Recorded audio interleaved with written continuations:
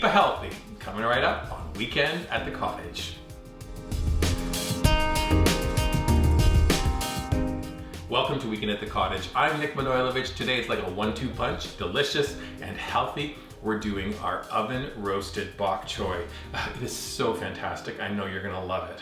Let me put up a photograph of the ingredients you're gonna need, everything readily available. Make sure you keep your eyes peeled for bok choy when you're in your supermarket the next time. I love this healthy vegetable. Placing it onto a cutting board, you can cut it in half. If you've got smaller bok choys, turn it again into quarters, depending on the size. We're gonna cut up our bok choy, and then I'd like you to place the bok choy into a very large bowl. Let's preheat our oven to 425 degrees.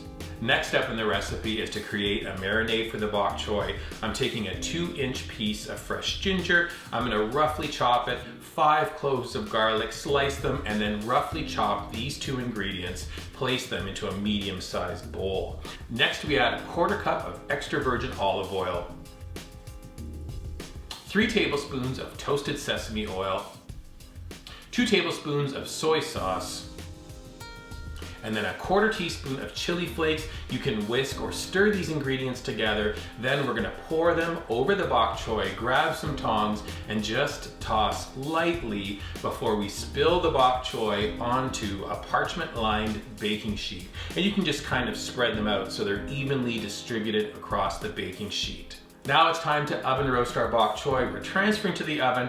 We're gonna let them roast for about 5 minutes. Open the oven at the 5-minute mark, move them around a little bit, close the oven, let them roast for about another 5 minutes. Don't overdo it. You want the bok choy to come out of the oven still nice and crispy.